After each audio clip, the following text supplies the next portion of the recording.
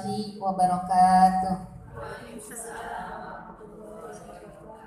Alhamdulillahirabbil alamin wa bihi nasta'in wa ala umuri dunya waddin. Assalatu wassalamu ala asrofil anbiya'i wal mursalin wa ala alihi wa sahbihi ajma'in, amma ba'du. Allahumma rabbi shrah li sadri wa yassir li amri wa hlul 'uqdatam min lisani yafqahu qawli waj'al li waziran min ahli. La haula wala quwwata illa billahil aliyyil azim. Ibu-ibu yang saya cintai, yang insyaallah Allah muliakan, pada kesempatan yang berbahagia ini kembali kita ungkapkan rasa syukur yang sedalam-dalamnya kepada Allah Subhanahu wa taala, karena Allah masih memberikan kemampuan dan kesempatan kepada kita untuk bisa menikmati apa yang Allah hadirkan, yaitu sesuatu yang paling berharga, yang akan membuat kita bahagia, yang akan membuat kita jauh dari kesusahan, keresahan, yang akan membuat kita didekatkan oleh Allah, yaitu dihadirkannya oleh Allah, dikaruniakannya ilmu. Oleh karena itu, mari kita sama-sama mengucapkan Alhamdulillahilladzi bi ni'matihi tatimmus shalihat. Salawat beserta salam mudah-mudahan tercurahkan kepada baginda kita, Habibana wa Nabiyana Muhammad sallallahu alaihi wasallam. Ibu yang dirahmati oleh Allah Subhanahu wa taala, minggu lalu saya sudah menyampaikan bahwa orang yang akan dicukupkan oleh Allah, orang yang akan dijaga oleh Allah, yaitu orang-orang yang dia berusaha menjadi hamba, orang yang berusaha untuk nurut, untuk berserah diri. Maka pada diri hamba tersebut tidak akan ada namanya ketakutan, takut miskin, takut dijahilin orang, takut disakitin orang. Dia tidak ada ketakutan dan dia hidupnya optimis, penuh dengan percaya diri, dan dia merasa hidupnya akan selalu dibimbing dan diarahkan oleh Allah, mendapatkan satu anugerah terus, bukannya suatu ketakutan, atau kalau dalam kondisi pandemik dia akan oleh Allah akan disengsarakan makannya, akan disengsarakan kesehatannya. Semuanya dia hadapi dengan ketenangan. Tidak ada rasa takut, tidak ada rasa khawatir, tidak ada rasa resah, tidak ada rasa gelisah. Ini yang akan dijanjikan oleh Allah bagi orang-orang yang suka nurut sama Allah karena dia berserah diri. Benar-benar dia Islam itu kan berserah diri. Benar-benar dia Muslim, orang yang menyerahkan dirinya kepada Allah. Yaitu ya Bu ya. Jadi, dan sebatas mana Allah menolong seseorang itu, sebatas orang itu sampai di mana dia sanggupnya atau dia sungguh-sungguhnya beribadah kepada Allah. Semakin dia taat kepada Allah, makin dia nurut kepada Allah, maka Allah makin menjaga dia. Tapi semakin dia jauh dari Allah, semakin dia banyak protes kepada Allah, semakin dia banyak mengeluh, banyak tidak merasa puas dengan apa yang diberikan oleh Allah, malah marah-marah yang ada, ataupun dia merasa hidupnya kok paling sengsara kayaknya di dunia ini, atau dengan dia mengeluh dan protes kepada Allah, merasa dirinya tidak diadili oleh Allah, kemudian dia jauh tidak beribadah kepada Allah, meninggalkan apa yang diperintahkan oleh Allah. Gara-gara ada pandemik, kehidupan ekonominya jadi berantakan. Akhirnya dia marah sama Allah, nggak mau lagi namanya sholat, nggak mau lagi namanya ngaji. Ini malah bagaimana Allah akan mencukupi kehidupan lahir batinnya dia gitu, malah akan makin jauh gitu. Jadi Allah itu akan menolong orang itu sebatas orang itu bagaimana dia toh-tohan gitu untuk taat kepada Allah, begitu yang disampaikan oleh Ibnu Qayyim di dalam kitabnya ini. Yang selanjutnya, setan itu tidak akan mampu menggelincirkan manusia Kalau manusia itu kemarin itu setan itu tidak punya daya, tidak punya kekuatan, tidak bisa mengotak-ngatik seorang hamba. Hamba tadi apa ya Bu ya? Sudah orang yang berserah. Saya terserah Allah, mau rumah tangga kayak apa, mau ekonomi ancur-ancuran kayak apa, saya tetap sholat, saya tetap puasa, saya tetap ngaji, saya tetap jaga lisan saya. Mau kayak apa keadaan di dalam kehidupan kita, tidak berpengaruh kepada seorang hamba tadi. Makanya kata setan, aku tidak bisa menggelincirkan orang seperti ini, seorang hamba, illa manittaba'aka minal ghawin, kecuali orang-orang yang sesat. Yang sesat itu dia tahu bahwa itu tuh diharamkan oleh Allah, dilabrak aja. Nggak pakai jilbab sebetulnya dosa gitu ya. Tapi kan repot. Aduh nanti dulu deh pakai jilbabnya. Nah ini yang akan digelincirkan oleh setan. Dia tahu jilbab itu wajib, tapi dia tinggalkan. Saya bukan mau nyindir ibu-ibu yang belum menyempurnakannya. Tidak, hanya menyampaikan apa yang Allah sampaikan di dalam Quran surat Al-Hijr ini. Illa manittaba'aka minal ghawin. Tahu kita bahwa menggibah, ngomongin saudara kita, ngomongin tetangga kita, ngomongin teman kita itu adalah haram, malah itu seperti memakan bangkai saudara sendiri, tapi kita tetap aja kita lakuin. Nah ini yang akan digelincirkan oleh setan, kata setan. Udah tahu tapi tetap melihat hal-hal yang dilarang oleh Allah di dalam HP kita, WA kita. Nah ini yang akan digelincirkan oleh setan. Tapi ingat, setelah perbuatan-perbuatan tadi, bagi orang-orang mukmin pasti kan sedikit-sedikit mah akan tergelincir ya Bu ya. Namanya manusia. Allah memberikan wadah untuk menutupi kekurangannya tadi. Tetap dia akan menjadi seorang hamba, asalkan ketika dia tahu bahwa dia tergelincir, dia langsung istighfar. Astagfirullahaladzim, mohon nangis sama Allah di tengah malam. Hatinya dipenuhi dengan Allah. Hatinya hanya Allah, Allah. Dia enggak mengingatkan lagi tentang makhluk, keinginan ke si A, keinginan ke si B, keinginan dunia dan sebagainya. Di tengah malam hanya hatinya dipenuhi dengan Allah. Makhluk hilang semua. Nah ini yang akan Allah jaga. Berarti hamba ini benar-benar maksimal untuk mendatangi Allah. Jadi mendatangi Allah itu artinya hatinya juga maksimal, enggak setengah-setengah. Kadang-kadang kan kita lagi bangun tidur aja udah inget A, udah inget B, udah inget kesel sama suami, atau suaminya baik keselnya sama anak, anaknya baik semua keselnya sama mertua, mertuanya baik keselnya sama orang tua, dan sebagainya dan sebagainya. Di hati ini masih ada makhluk bercokol gitu Bu. Nah kita biasakan di tengah malam aja berusaha untuk hanya menghadirkan Allah Subhanahu wa Ta'ala. Minimal itu dulu. Nanti akan Allah ajarkan seterusnya. Nah kita lanjutkan. Siapakah orang yang tidak akan digelincirkan oleh setan itu lagi ya Bu ya? Yaitu kalau kita lihat di dalam Quran surat As-Sad ayat 82-83. Qala fa bi'izzatika la uqwiyannahum ajma'in. Iblis berkata, setelah Allah itu mengatakan engkau tidak akan bisa memegang hambaku, kata Allah gitu ya. Engkau nggak bakalan bisa mengotak-atik hambaku. Si iblis kalau istilah kita mah menantang, Ibu ya. Kan kadang orang tua kalau dibilang kamu tuh nggak bakal nih. Biasanya anak ada yang suka nantang. Kok pokoknya saya akan gini gitu. Si iblis tuh nantang. Qala fa bi izzatika, demi kemuliaanmu, kata si iblis. La uqwiyannahum ajma'in. Aku akan menyesatkan mereka semua. Jadi si iblis itu Bu sudah bikin ikrar di hadapan Allah. Saking bencinya, saking sebelnya, saking dendamnya kepada kita. Pokoknya makhlukmu akan aku hancurkan semua, akan aku gelincirkan semua. Ini perkataan iblis Bu.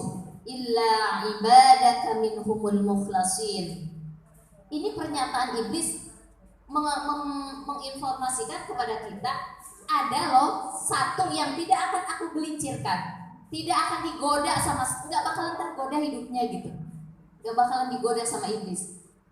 Bukan nggak digoda, dia nggak bisa goda gitu. Kata iblis, siapakah orang yang saya tidak bisa menyentuh dia, tidak bisa deketin dia, tidak bisa membisik-bisikan kepada dia?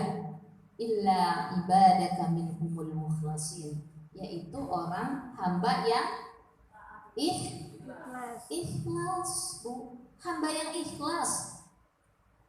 Jadi kan suka ada kata-kata mukhlis sama mukhlas ya Bu ya. Ada yang tahu Bu bedanya? Kalau mukhlis itu wa ma umiru illa liya'budullaha mukhlishina lahuddin. Tidaklah aku perintahkan seorang manusia, seorang hamba hanya beribadah kepada Allah dengan ikhlas. Artinya ikhlas, mukhlis itu orang yang sedang berusaha untuk mencapai derajat nilai keikhlasan, effort, sedang bekerja gitu Bu. Jadi kalau dia lagi di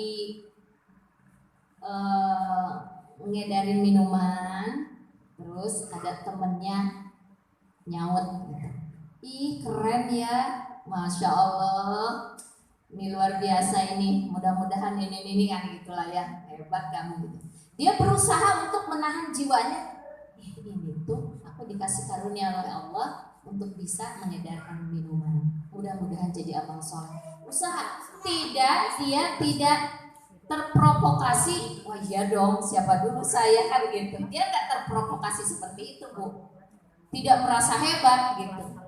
Atau kata suaminya, aduh istriku cantik banget, mana jilbabnya seini gitu ya, kayak modelnya matching lah gitu.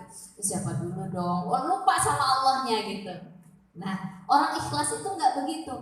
Alhamdulillah. Jadi dia merasa bahwa dia mampu untuk memakai pakaian yang indah, bisa matchingin itu karena anugerah rahmat Allah, bukan karena kerja dirinya gitu. Saya cantik ini bukan karena saya, oh karena rajin perawatan, bukan. Oh karena saya kan pintar milih-milih matchingin baju, bukan. Tapi karena Allah memberikan kemampuan kepada saya. Ini orang ikhlas. Jadi dia ada usaha untuk jadi orang ikhlas. Nah, kemudian setelah dia mukhlis, ada usaha tadi, baru tingkat selanjutnya mukhlasin. Illa ibadakal mukhlasin. Orang yang sudah memiliki jiwa yang ikhlas. Jadi ketika orang itu berusaha untuk menjadi ikhlas, banyak orang yang terjatuh dari sifat ikhlas tadi Bu, nggak nyampe dia, nggak bisa jadi orang ikhlas. Jadi mukhlis itu artinya sedang ada usaha yang sungguh-sungguh untuk menjadi orang yang ikhlas. Jadi setelah kita udah berusaha menjadi orang ikhlas dan kita benar-benar dapat sifat ikhlas tadi, maka disebut mukhlas, mukhlasin. Kalau perempuan mukhlisah. Siapa di sini yang mukhlisah? Muslihah. Semuanya mukhlisah, mukhlasa. Semuanya sedang effort bekerja untuk mendapat ikhlas pada Allah ya Bu ya. Supaya ini tidak bisa digoda oleh setan iblis. Jadi gimana sih? Kok saya kayak kalau udah males aja gitu. Kadang-kadang kita begitu ya Bu ya.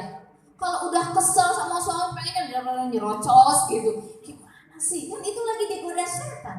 Kata setan, aku nggak bakalan bikin kamu nyerocos, bikin kamu itu males kalau kamu ikhlas kepada Allah. Jadi kita itu kadang seorang istri ya Bu ya.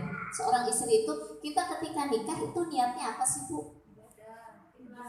Ibadah ya, ikhlas karena Allah. Sekarang pertanyaan, jujur nggak sih apa yang Ibu katakan?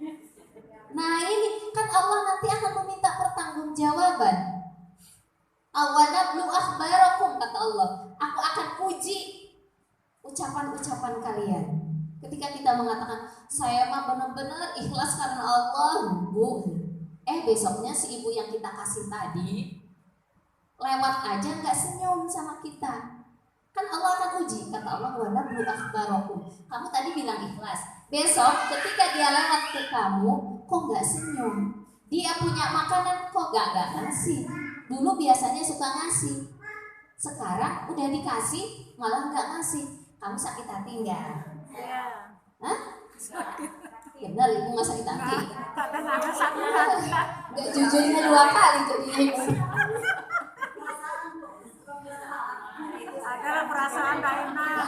Kenapa ya? Kata Allah kemarin kamu bilang saya ikhlas, ibu saya kasih.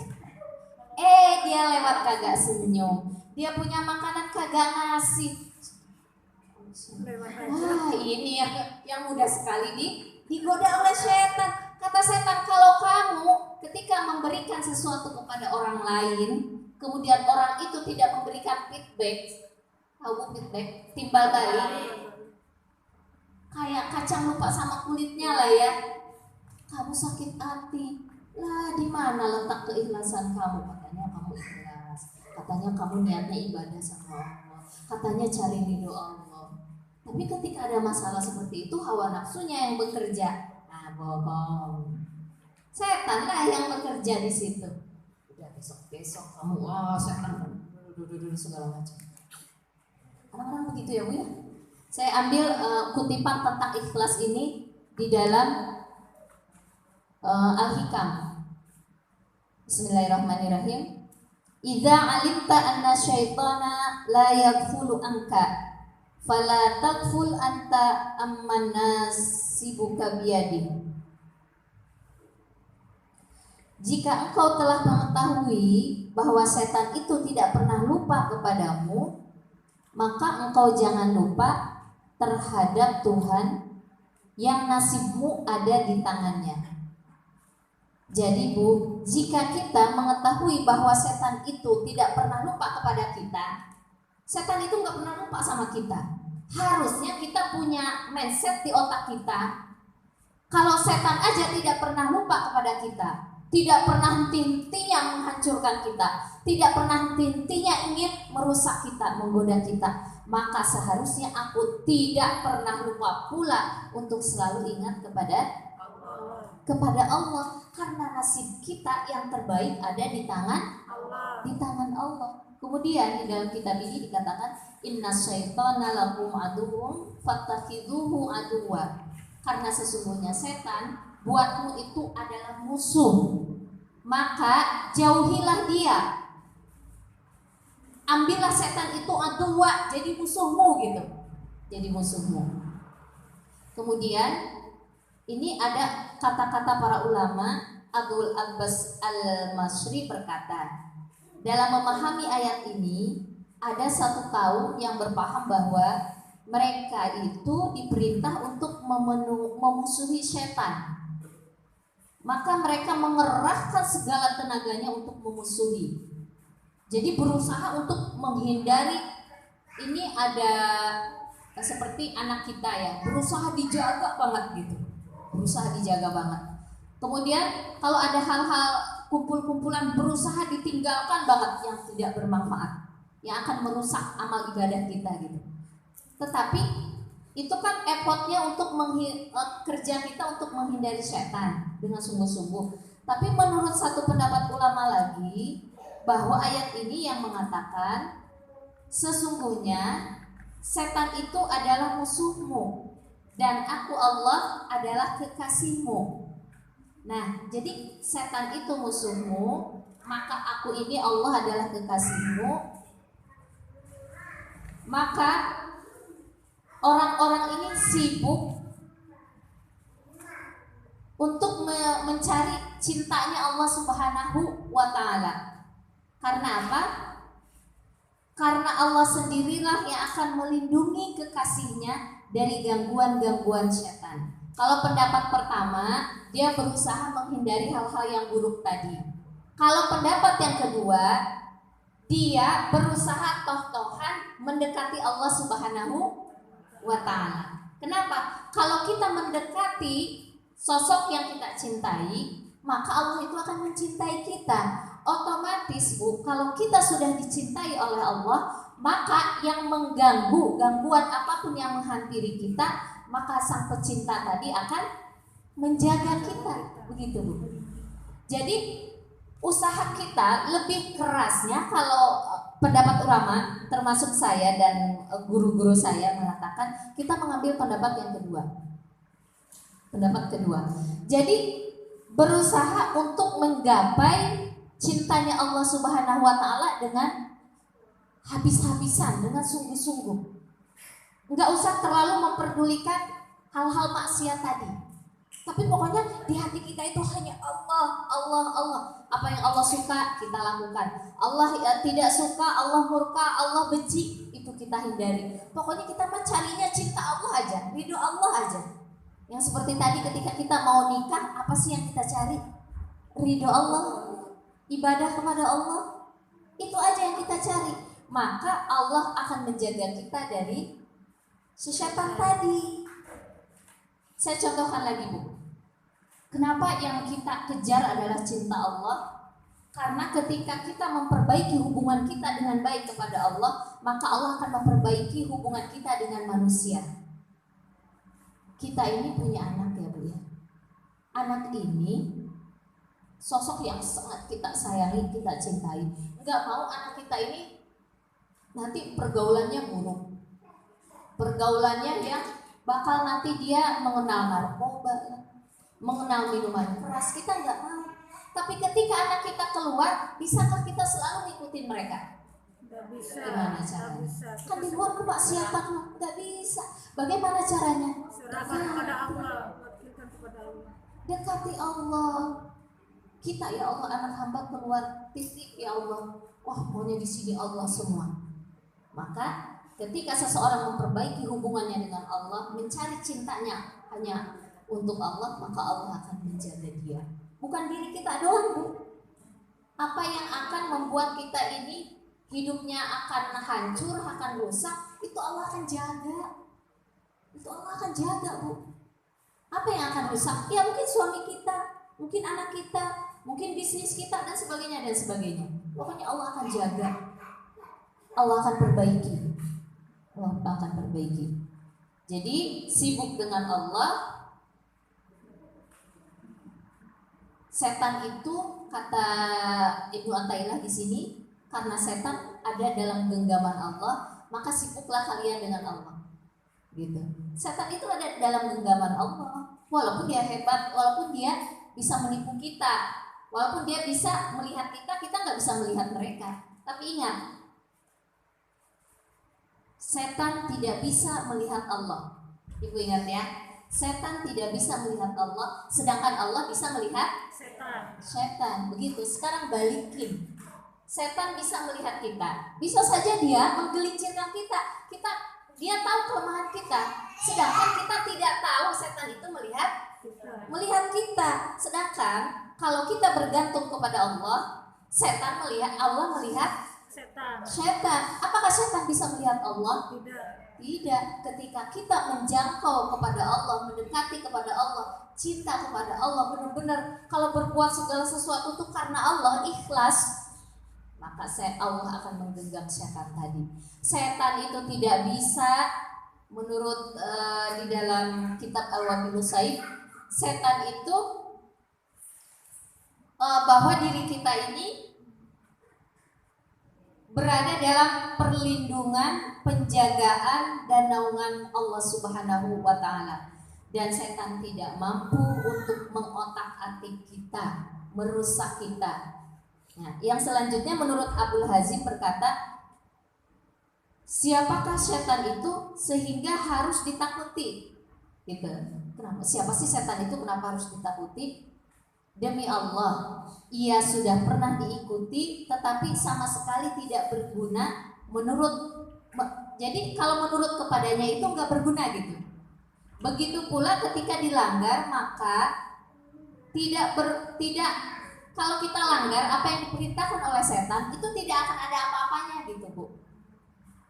Kalau nurut setan itu, kalau kita ngikutin kepada setan, maka apa yang kita ikutin tidak akan berguna buat kita. Kalau kita nurut sama setan ya Bu ya, tidak akan berguna buat kita, malah akan menghancurkan kita. Sedangkan ketika setan mewas-wasai kita, was gitu, kamu gini, itu suamimu tuh nyebelin banget tuh, coba kamu labrak, kamu omongin, kamu apalah gitu ya. Nah, terus kita nggak ngikuti apa yang ada di bisik-bisikan setan tadi. Itu tuh kalau kita tidak mengikuti dia, tidak akan ada apa-apa. Begitu Bu, kata Ibnu Hazm. Jadi setan itu hanya memberikan iming-imingan, omong kosong. Kan kita suka gitu ya. Kalau ada sahabat kita itu ngelabrak kita, ngomongin kita atau WA-in kita, kemudian kita pengennya kan mau balas ya Bu ya. Ini namanya setan kan. Balas aja, balas.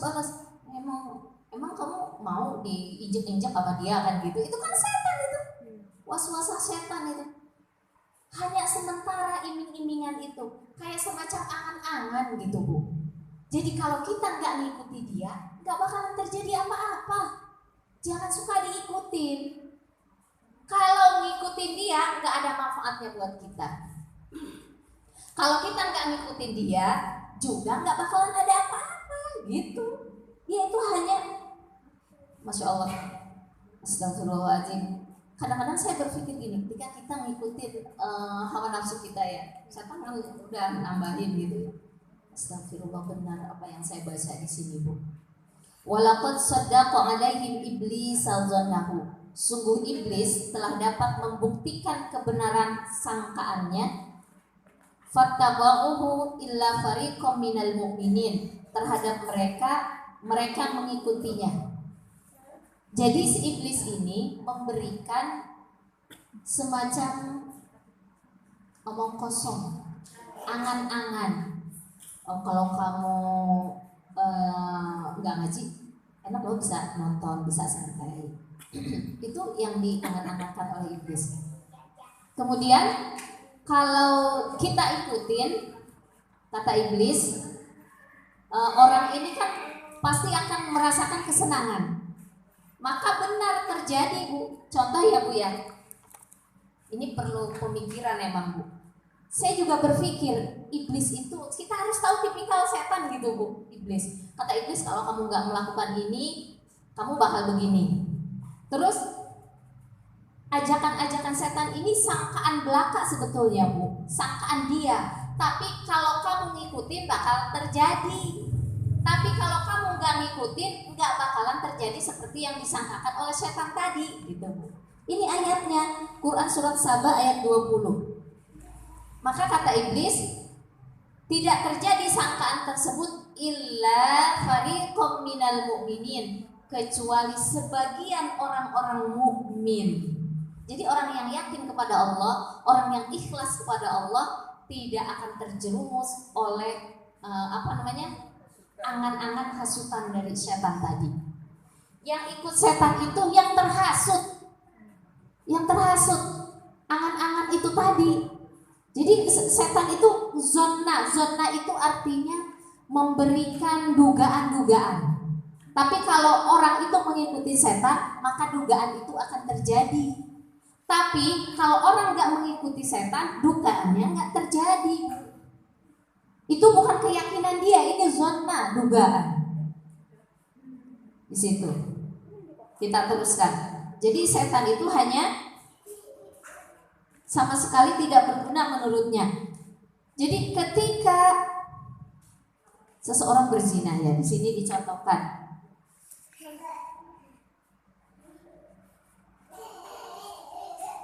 Ketika berzina, itu sebetulnya yang melakukan itu setan bukan Bu?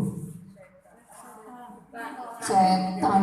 Ih, setan benar-benar dijadiin kambing hitam Ibu. Manusia yang melakukan, setan hanya mengiming-imingi. Kalau kamu berzina enak loh. Satu. Udah gitu, melayang-layang. Ini itu segala macam. Itu kan persangkaan setan kan? Kemudian tiba-tiba manusia melakukannya. Benar kan terjadi? Benar. Tapi kalau orang menghindarinya, terjadi enggak? Tidak. Tidak akan terjadi apa-apa. Selamat manusia. Jadi setan itu hanya mengiming-imingi saja, bukan keyakinan. Kalau kamu gini, kamu bakal begini. Kalau tidak, kamu bakal rusak, bakal begini, bakal begini. Enggak. Itu hanya iming-iming, hanya apa, fata morgana setan. Tapi akhirnya apa yang terjadi? Kan hancur, rusak, diazab. Di dunia diazab, di akhirat ini setan kerjaannya, Bu. Sekali lagi jangan mengkambing hitamkan. Setan. Yang menentukan pilihan kita melakukan atau tidak diri kita. Setan hanya mengiming-imingi. Ada uang sahabat kita di tas gitu ya. Kita kelihatan 100.000 merah lagi. Kata setan, ambil tuh, ambil, enak tuh. Bisa buat beli ayam, bisa buat beli ini, beli itu, beli ini. Terus akhirnya diambil sama kita. Ore, setannya kan tepuk tangan. Kena jebakan tuh. Yang menjebak, enak loh, nanti bisa beli ini, bisa beli itu. Itu tuh was-wasanya setan, Bu. Tapi yang melakukan adalah kita yang menentukan mau ikut setan apakah ikut Allah. Begitu. Itu pendapat dari Abu Sulaiman Ad-Darsi berkata, tidak ada makhluk yang lebih rendah daripada setan. Setan itu makhluk rendah, Bu. Kerjaannya cuma ngompor-ngomporin, ngiming-ngimingi gitu. Dan andaikan Allah tidak menyuruh kami berlindung kepada Allah daripadanya, niscaya saya tidak merasa gentar sama sekali daripada setan. Kalau ini ulama sudah keyakinannya luar biasa, Bu, sama Allah.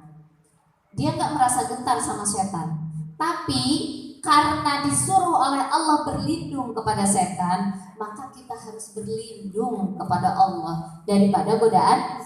Maka kalau kita tergoda oleh mereka, tiba-tiba buka HP, lihat-lihat, aduh, auzubillahi minasyaitonirrajim, auzubillahi minasyaitonirrajim. Harus berlindung kepada Allah. Karena bayangan-bayangan setan itu, masya Allah, enak banget berjam-jam lihat drakor. Jangan sampai melalaikan kita. Auzubillahi minasyaitonirrajim. Lagi mau marah sama anak, auzubillahi minasyaitonirrajim. Lagi adu mulut sama suami, auzubillahi minasyaitonirrajim. Jangan gitu juga, Bu. Suaminya tambah marah. Apaan kamu bilang aku setan? Auzubillahi minasyaitonirrajim. Kata Abu Sulaiman, setan itu adalah rendah. Jadi kalau lagi ada godaan-godaan dalam hati kita, maka buru-buru kembali kepada Allah, mohon dijaga. Auzubillahi minasyaitonirrajim. Jadi kalau lagi marah, lagi kesel, lagi mau lihat sesuatu, udah kembali kepada Allah bimbingannya.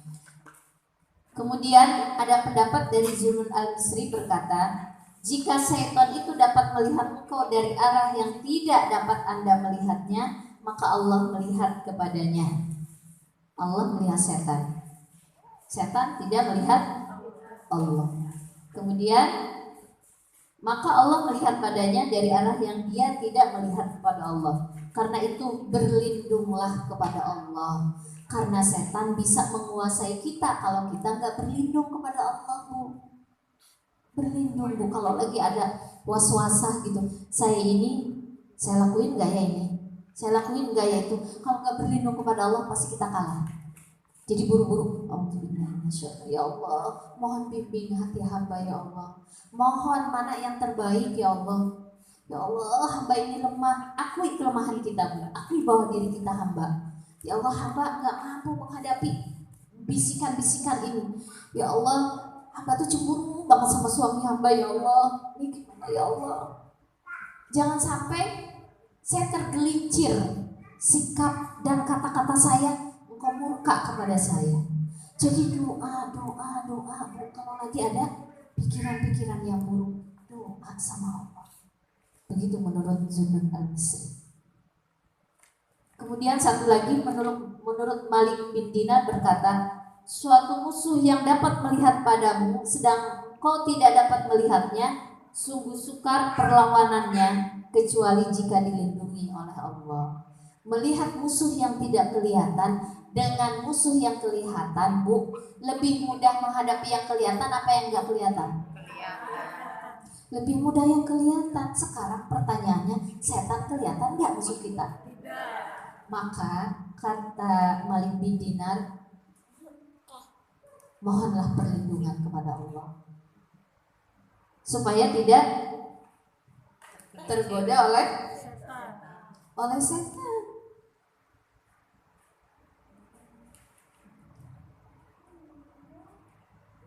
Nah, ini ada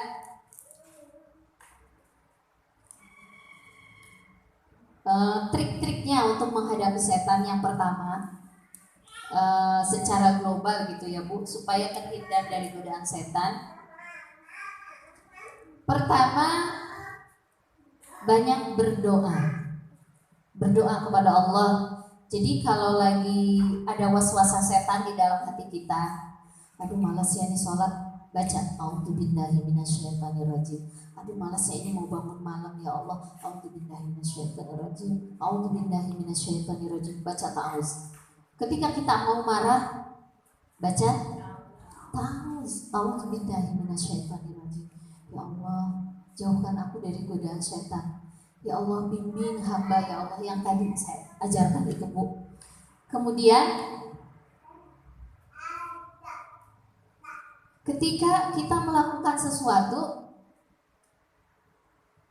mau berinfak nih ya Bu ya, mau berinfak, ya Allah kok ada perasaan bangga gitu, kayaknya saya paling besar nih infaknya nih, kalau bukan kan gitu ya, ada was-wasa itu normal Bu, biasa. Yang penting jangan diikuti, langsung kita berlindung kepada Allah, a'udzubillahi minasyaitonirrajim. Malah yang lebih hebat lagi, kita begini Bu, mohon kepada Allah, ya hayyu ya qayyum birahmatika astaghis aslih li sa'ni kullah wala takilni ila nafsi tarfata aini. Artinya apa di situ Bu? Ya Allah, kita mohon kepada Allah, jangan sampai hawa nafsu kita ini yang mempengaruhi diri kita, yang membuat pekerjaan kita itu didasari oleh hawa nafsu kita, oleh syahwat dan hawa nafsu syaitan kita. Jadi kita doa itu Bu, kita mohonnya sama Allah, walaupun sekejap mata itu tidak dikuasai oleh setan. Maka baca doa ini sering-sering Bu, ya hayyu ya qayyum birahmatika astaghis. Ya Allah, apa yang aku lakukan jangan sampai ini adalah tipu daya dari hawa nafsuku dan setan, tapi semuanya Engkau bimbing, yang terbimbing sikap tindakan kita, ibadah kita juga yang terbimbing. Nah itu ya Bu ya, berdoa terus kepada Allah.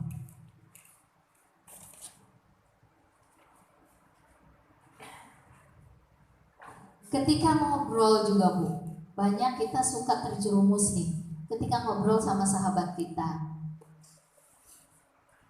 Kadang-kadang obrolan kita itu nanti timbulnya ada sifat ujub.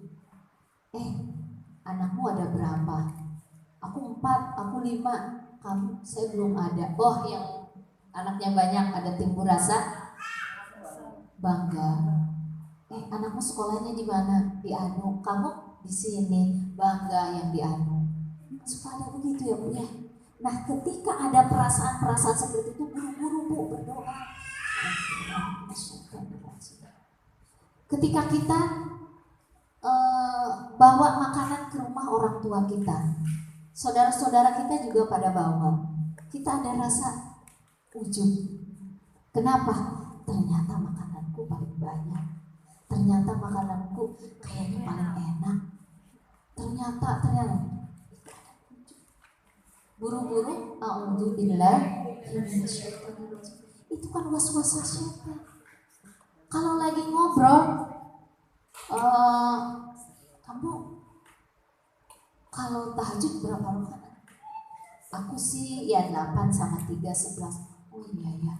Terus ditanya sama temennya, Padahal niatnya bukan pengen nanya temennya supaya ada timbal balik, temennya nanya lagi ke dia. Kalau kamu tahajud berapa rakaat? Aku sih kalau belum 20 rakaat tuh kayaknya enggak, seret banget. Emang kamu bangun jam berapa? Aku sih bangun 3:30 yang pertama tadi yang ditanya. Aku sih kalau bangun enggak pernah kurang dari jam 2. Intinya ingin mengagungkan ibadahnya dia. Kadang-kadang seperti itu Bu. Buru-buru di sini kita harus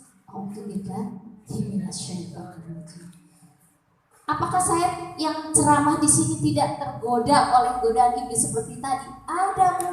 Saya merasa nanti, wah nggak ada yang bisa ngomong seperti saya, nggak bisa yang bisa mengungkapkan ayat-ayat Al-Quran, hadis seperti saya dan sebagainya dan sebagainya. Itu saya harus buru-buru berlindung kepada Allah. A'udzubillah. Nah itu seperti itu Bu. Jadi doa itu maksudnya itu di dalam kesendirian pun ya, ketika sendiri nih beribadah nih Bu, suka ada begini, nanti banyak godaan-godaan setan.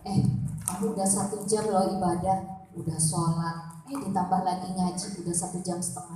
Kayaknya di keluarga aku nggak ada yang seperti saya. Nanti akan ada pikiran-pikiran seperti itu. Buru-buru berdoa kepada Allah. Ya Allah, jangan sampai hawa nafsuku walaupun sekejap mata menguasai diriku. Begitu Bu, kalau ada pikiran seperti itu. Karena setan akan memberikan was-was seperti tadi. Jadi ada yang bertanya ke saya, Bu Vila, saya itu kalau mau infak atau suka ada perasaan, saya besar ya infaknya. Itu boleh nggak seperti itu? Itu was-was setan, semua akan diuji oleh setan. Tapi jangan diikuti.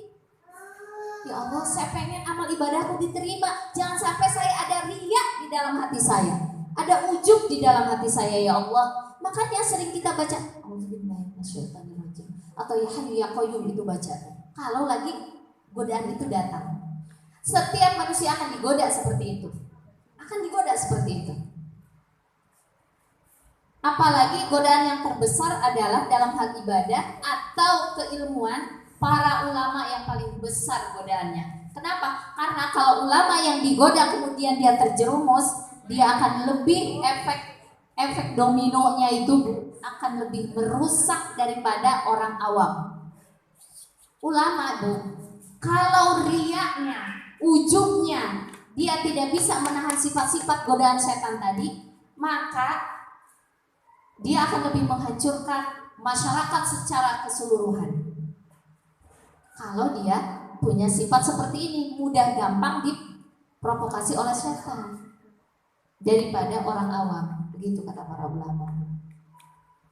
Kadang-kadang ahli ibadah pun akan digoda oleh setan dengan sikap gulu atau berlebihan dalam beribadah. Dia lagi wudhu nih ya Bu ya. Ketika berwudu dia was-wasa sama setan. Padahal kita udah 3 kali Bu nyuci muka. Tuh kayaknya belum ada yang kena sentuhan air deh. Tambah lagi. Kayaknya tadi doanya belum khusyuk deh. Masih was-was. Sambil doa mikirin yang lain. Kayaknya belum mantap deh. Doa lagi. Wudhu lagi. Itu kakinya udah dicuci sampai sini. Kayaknya belum sempurna deh. Kayaknya di atasnya ada lagi. Sampai deh ke lutut. Dia nyuci kaki. Itu artinya berlebihan. Itu was-was setan banyak terjadi di kalangan ahli-ahli ibadah. Maka ketika dia wudhu itu nggak cukup 10 menit, lama wudhunya. Itu gulu namanya Bu. Gulu. Ini tuh diprediksi oleh Rasulullah, banyak orang-orang yang terkena penyakit gulu, berlebihan dalam ibadah. Ketika dia beribadah habis subuh sampai jam 8 dia berzikir kepada Allah. Habis sholat, ngaji, zikir, ngaji lagi, hafalan dan sebagainya. Padahal anak istrinya sedang menunggu kelaparan.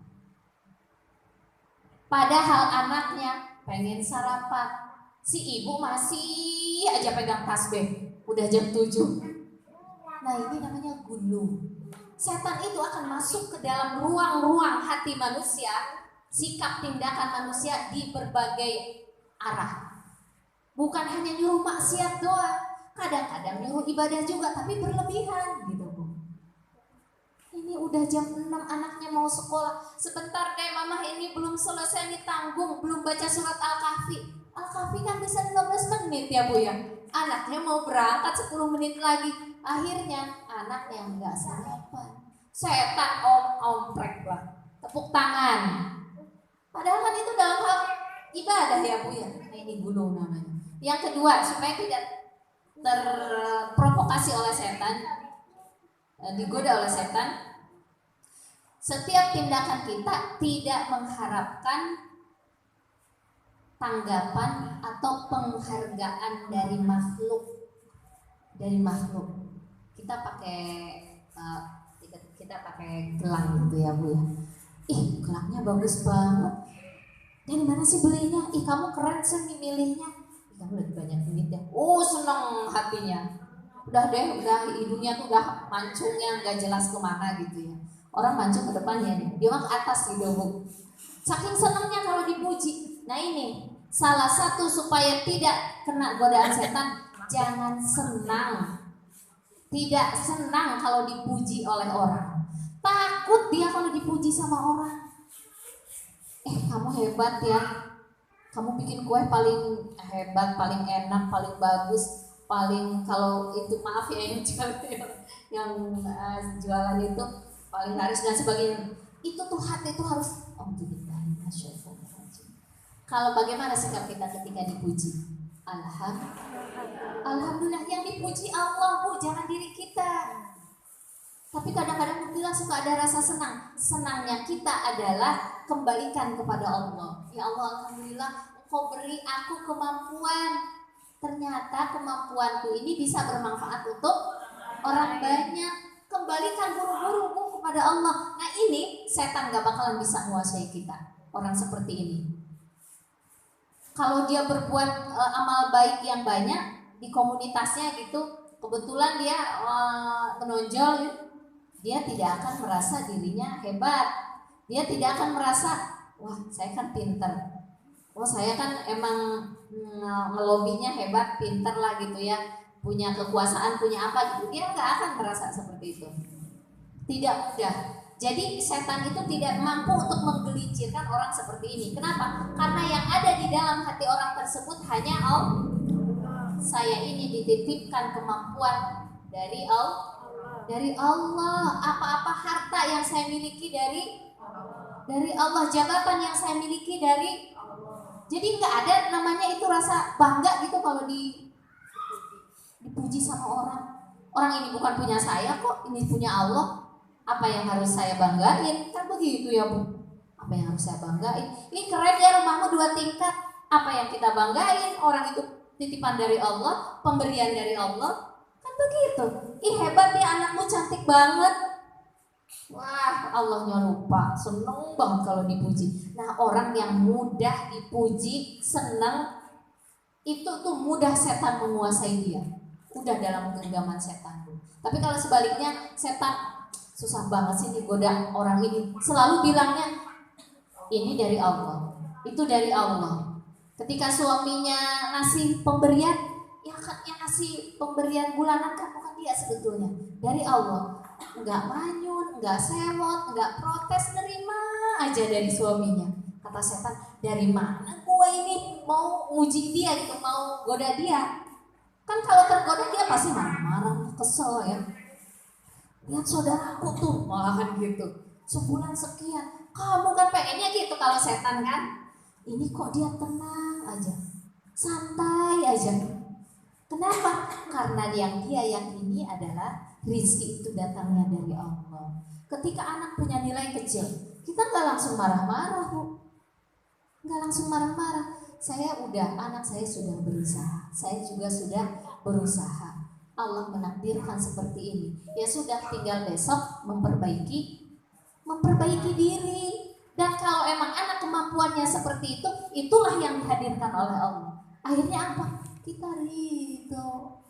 Itu ya. Ibu, apa bedanya ridho dengan ikhlas? Ada yang tahu Bu? Coba, siapa yang tahu? Ridho sama ikhlas. Ridho menerima apa yang apa pemberian Allah.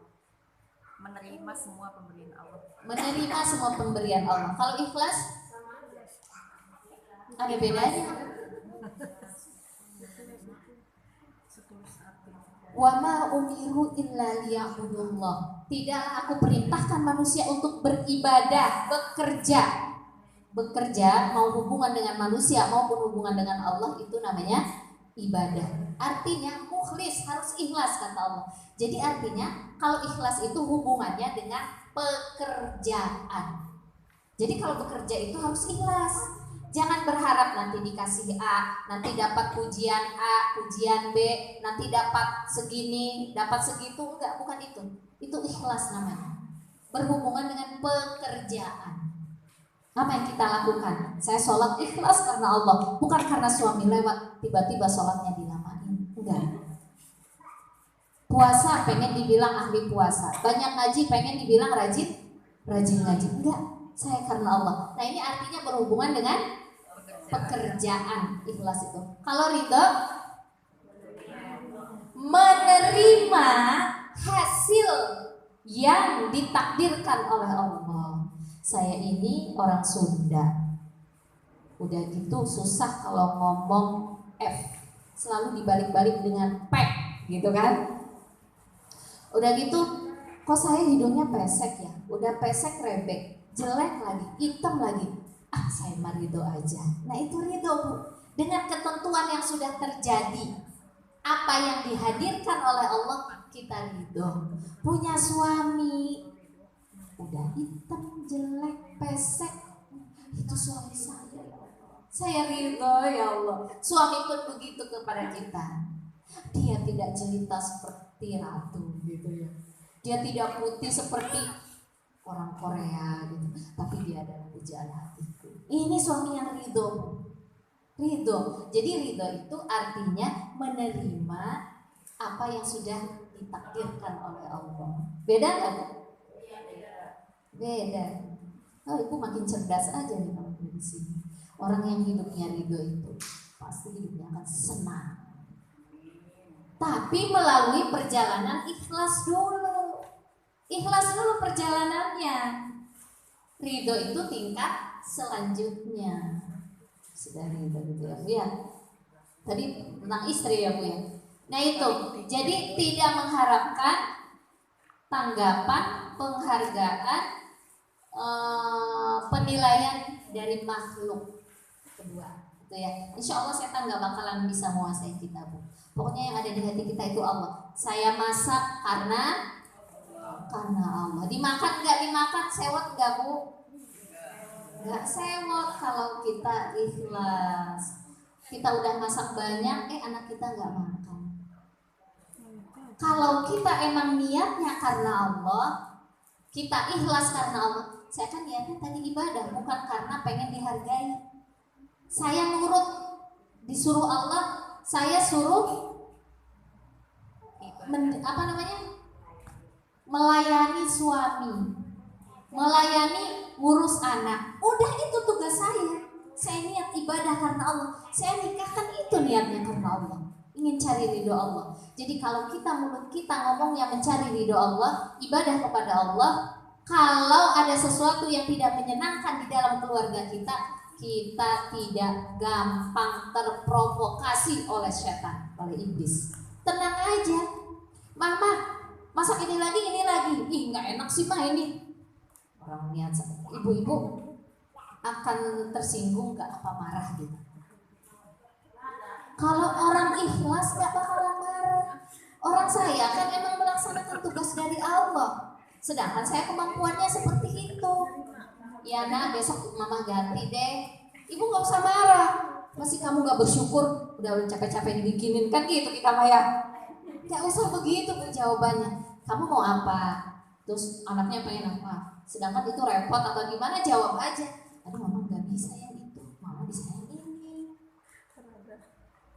Atau ya deh mama akan perbaiki. Kalau kita tidak terprovokasi oleh setan Bu, di sini di dalam kitab Al-Wabilus Sayyib, ketika seseorang terprovokasi oleh setan seperti pencuri, kita tuh jadi agak marah gitu ya. Itu setan itu seperti mencuri Bu dari kita. Ada sesuatu yang hilang dari kita.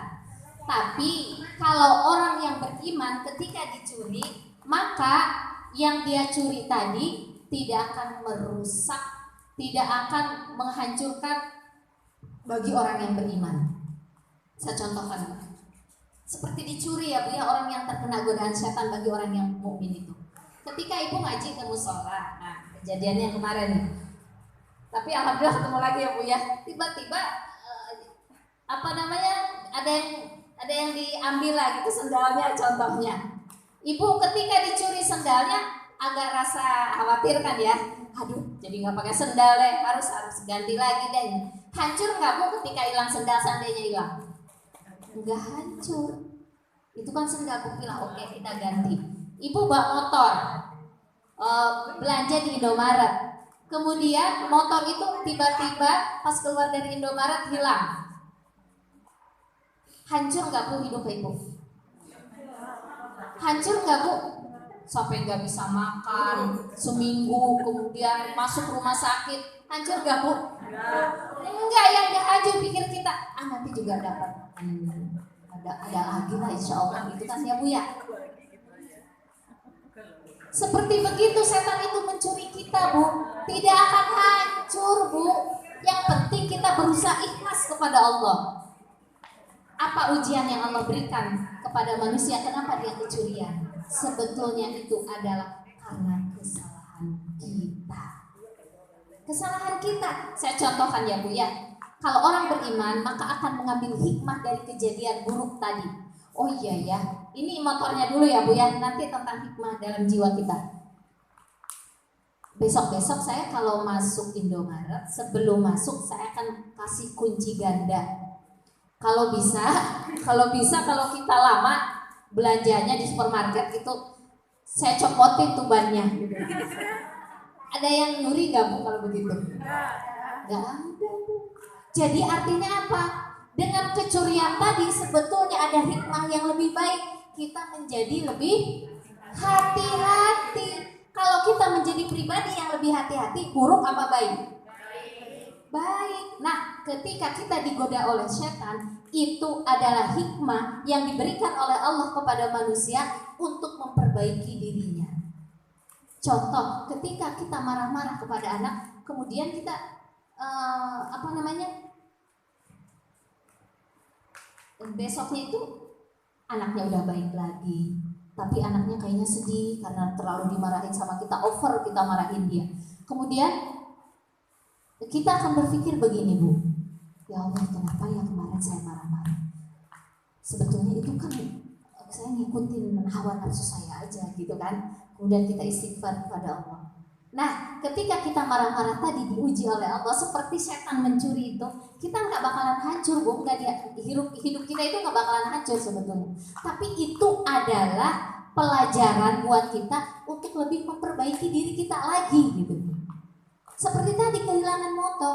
Makanya orang yang tergoda oleh setan, orang mukmin, ini orang mukmin yang tergoda oleh setan itu seperti orang yang kecurian motor. Kemudian setelah terjadi kecurian maka dia akan lebih berhati-hati lagi. Tidak akan sembarangan. Bukan malah kalau orang hancur tuh seperti ini Bu. Dikasih ujian oleh Allah. Mungkin tiba-tiba yang tadinya punya pekerjaan jadi nggak punya pekerjaan. Nah ini yang mengikuti kemauan setan. Gimana sih Allah gak adil? Aku tuh udah rajin sholat, udah rajin tahajud, udah rajin ngaji, udah nurutin, tapi malah gak ada kerjaan. Kalau gitu aku gak bakalan sholat lagi, aku gak bakalan ngaji lagi, aku gak bakalan gini, aku gak usah, gak bakalan nolong dia lagi. Dia gak tahu diri, gak tahu malu, gak tahu apalah segala macam. Nah ini adalah orang yang terjerembab dalam godaan syaitan. Tapi kalau orang mukmin enggak, seperti kecurian doang tadi, malah dia akan lebih memperbaiki dirinya, seperti itu. Yang ketiga, orang yang tidak akan digoda oleh setan adalah orang yang selalu bergantung kepada Allah. Orang yang selalu bergantung kepada Allah. Di dalam surat An-Nahl itu ayat 33, sesungguhnya setan itu tidak berdaya kepada orang-orang yang bertawakal. Jadi kalau kita kehilangan sesuatu, ya Allah, ini tuh sebetulnya mungkin andil dosa saya. Kita kecopetan nih Bu, 200.000 contohnya ya Bu ya. Sedih nggak Bu kecopetan? Sedih, pasti sedih. Tapi kita itu tidak akan terlalu menyalahkan yang nyopet. Ya Allah, mungkin ini kesalahan saya kurang infak, saya kurang sedekah. Atau ketika saya sedekah, saya ada riaknya, saya ada ujubnya, saya ada ingin orang itu membalas kebaikan saya ada pengharapan dengan makhluk gitu Bu. Nah makanya oleh Allah diuji, kembalikan, maka dia akan kembalikan kepada Allah. Ya Allah, ini rezeki datangnya dari Engkau, mungkin ini adalah kesalahan saya. Kemudian dia istighfar, maka setan gak bisa Bu menggoda dia. Kalau udah dia berpikiran seperti itu tadi, di jalan dia kecopetan, di rumah dia bakal marah-marah atau dia bakal tenang aja bawanya. Tenang. Ini artinya orang tenang itu nggak bisa digoda oleh setan. Ya udah emang risikonya Pak, mungkin kita curhat tetap sama suami kita. Tadi tuh kecopetan ya, tadi tuh gini. Malah kita ungkapkan hikmah dari kecopetan tadi. Masya Allah. Itu Allah kan mendengar Bu. Ini hambaku. Setan tadinya mau ngompor-ngomporin, nggak bisa. Tapi kalau terkompori oleh setan, pas datang mulutnya manyun. Pas di rumah berantakan, tambah marah, tambah kenceng. Udah nggak di jalan dicopet, di rumah berantakan, tambah berantakan. Nah ini udah setan. Nah kata setan, asik, gua dapat temennya nih. Itu Bu, seperti itu ya Bu ya. Jadi kalau apa-apa kembalikan kepada Allah. Hati itu hanya dipenuhi dengan Allah Subhanahu wa ta'ala. Kemudian di dalam ayat lain juga, kalau kita kembali semuanya kepada Allah, wa may yatawakkal 'ala Allah fa huwa hasbuh. Kalau orang bertawakal kepada Allah, maka Allah akan mencukupkan segala kebutuhan kita. Allah lebih tahu apa yang kita butuhkan daripada diri kita sendiri. Dari saya cukupkan sekian. Wabillahi taufiq wal hidayah. Wassalamualaikum warahmatullahi wabarakatuh.